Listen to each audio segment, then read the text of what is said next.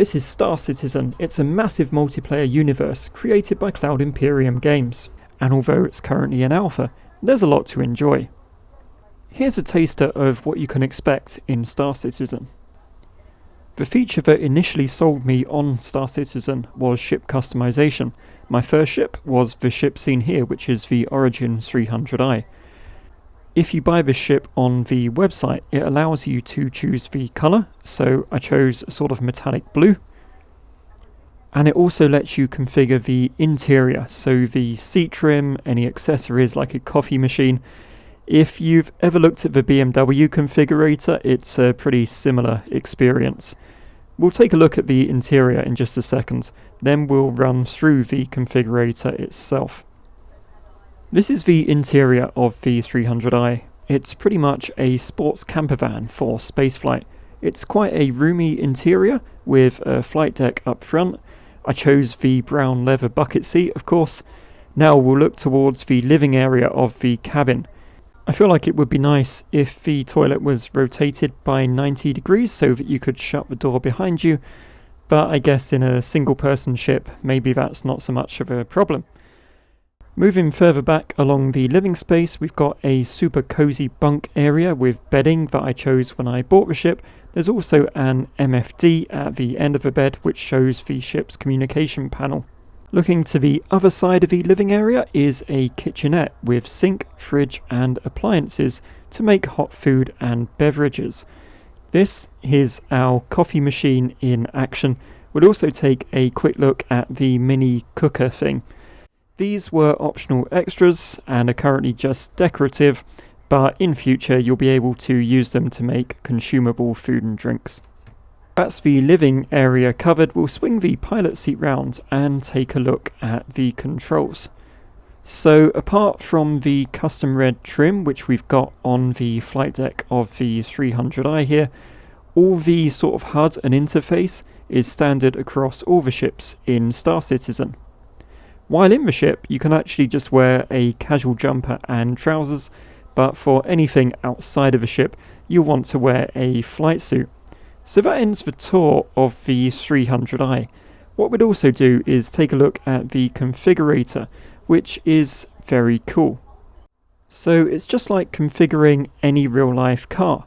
You can choose the paint, so as you saw on the ship, I picked this nice metallic blue. And moving on to the interior, where we chose the red trim, you can pick a variety of different trims and you can also customize the yoke, so you get the choice of a standard and a sport one, which is standard fit in the racing model of the ship. Same with the seat, you can either choose like a touring bucket seat or a sport seat. You can choose the seat trim. I quite like the brown leather that we've got here. The customization even extends to the seatback trim, so mine is carbon fibre, but you can't really see it in the game anyway. We'll now move on to living area customization. Of course you can choose various linen and duvet sets. We'll quickly skip over all the equipment packages because you can buy them all in game anyway. You can even choose a variety of appliances and gadgets, so we've chosen some kitchen appliances here, but you can also get an audio system and clock. So I purchased that ship with real money on the website just so I could get the customizations, but you can also buy most of the ships apart from the really new ones with in-game credits. Most ships also have a suitably cheesy commercial and brochure where you're persuaded to part with real money or virtual money. It's kind of a neat touch. Although for the 300i, the commercial and brochure are actually for a much older version of the ship. So now we'll move on and talk a little bit about the community in-game and the interaction. It's pretty much unlike any other community I've encountered. So people are always willing to offer ride-alongs in their ships. This is when I first started out, someone offered me a ride in their 85X. It's essentially like an outer space sports car. There is a certain amount of trust required on both sides because it's easy enough to steal someone's ship or kill them. But the game does have sort of a wanted level system that takes care of that. With a wanted level, or a crime stat as it's called in the game, you'll be denied docking at most ports. So for this passenger ride, the guy took me to the planet Microtech. It's like the snow planet of Star Citizen. and he showed me some of the sites when I was a new player. Microtech is home to a city called New Babbage, as well as various outposts, forests, and in later versions even rivers. If you want to see some more of this planet and the cities around the universe from a sort of point of view perspective, there's a load of Star Citizen diaries on the Star Citizen playlist on my channel. It's pretty much where I just sort of film the stuff I'm doing, edit it, just so I can look back and kind of watch it again later on. But if you're curious about Star Citizen, if you're curious about the locations and the activities you can do, I'd recommend taking a look through that playlist at some of the clips. I've also got a few narrated videos for Star Citizen, so looking in detail at some ships and some locations. So again, please feel free to check those out in the playlist beyond this video. So after this tour, my host dutifully returned me to the nearby space station after some aerobatics, of course, and we went our separate ways. So the cool bit is that Star Citizen also has like an in-game ship rental system. So shortly after this ride, I was actually able to rent my own 85X from the space station and have my own adventures and offer other players rides in this vehicle. The 85X is available to buy in-game as well for a fairly low price, and I believe it's also for sale on the Space Industries website. Although, as I say, there's really not a lot of need to part with real money for ships in Star Citizen. They can all be bought in-game. There's a brief period of exclusivity when ships are new. They're only offered for sale on the website. And some of the customizations for the 300 series we saw at the start of this video are only available for real money. But everything else you can buy in-game, including all the ship components and upgrades and that kind of thing.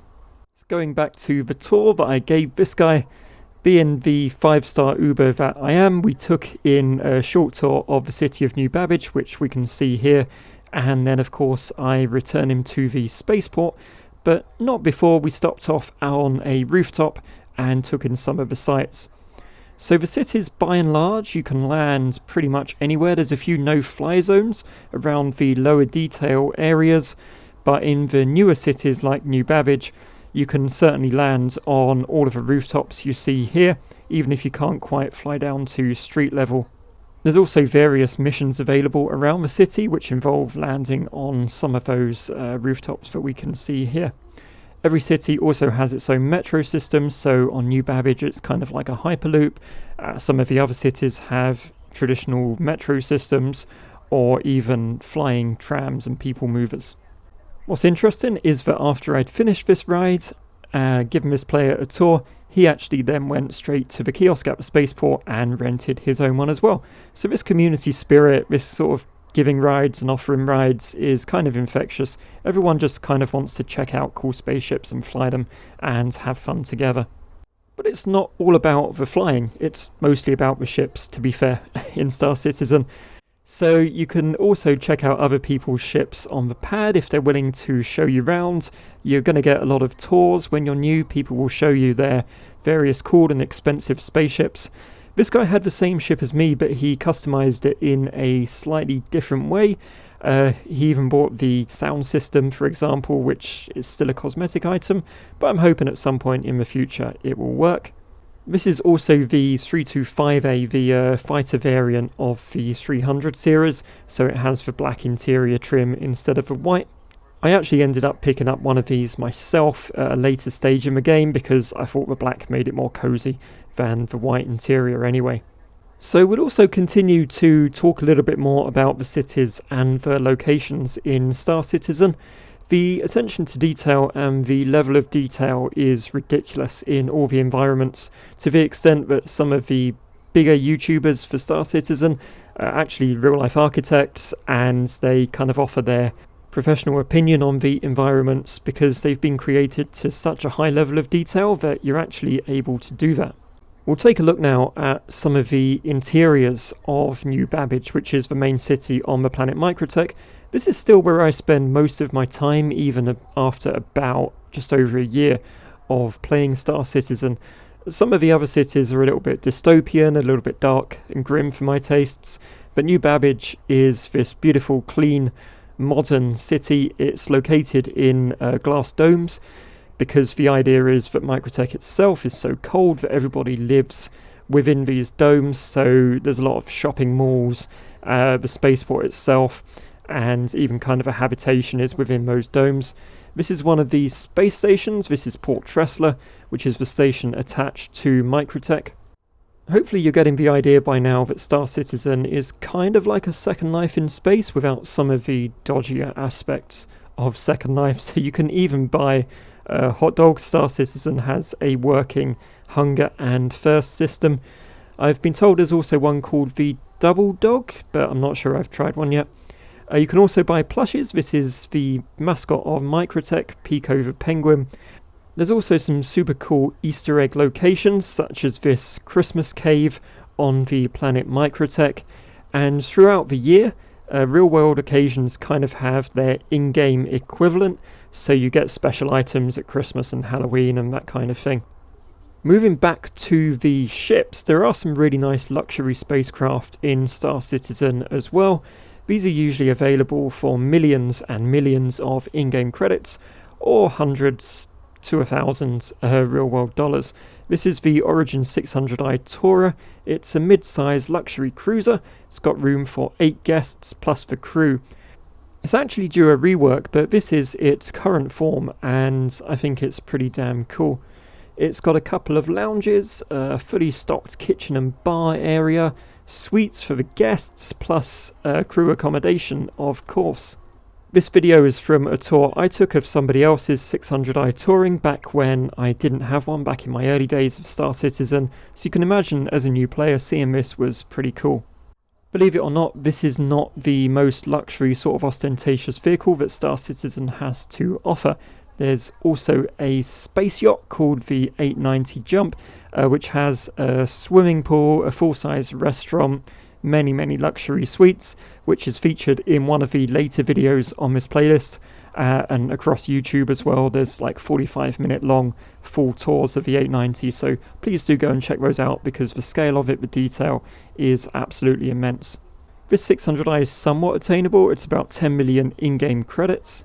And I believe if you want to buy one with real money to kind of support the development of the game, they're called a pledge, or if you want to have one that persists through the various wipes that occur in Star Citizen, because it's obviously still in development. If you do want to buy one for real money from the store, I think it will run you about $300 or $400 right now. All ships have fairly realistic layouts. They have all the things you'd expect a starship to have, so they all have engineering decks, component access, sort of somewhere for the crew to stay as well. So we're just going to see the crew quarters on the 600i. These are due a big rework right now. There's a lot of wasted space here and they're just not very realistic. They are due a rework, and they're going to have like separate crew rooms as seen on some of the more recently developed ships in the game. So don't worry if luxury ships are not your thing. Star Citizen does have a ton of variety in both its environments, so they're varied from the really harsh cold to temperate, to like a cloud city duplicate, to desert heat. There's brand new areas, there's decrepit areas. You can visit so many places, Star Citizen's remote planets and moons. But we're going to continue to look at the ships because, you know, let's be honest, Star Citizen is all about the ships. There is truly a ship to serve every purpose in Star Citizen, from small, just A to B sort of runarounds, to luxury touring ships, to trading ships, massive haulers, military ships, single-seaters, bombers, fighters, small and large, even refueling ships. There is everything you could possibly imagine. There's even alien ships if you're into that kind of thing. So this is the Anvil Valkyrie. It's a toughened military vehicle. It's perfect for the combat or bounty hunting missions that you see in Star Citizen.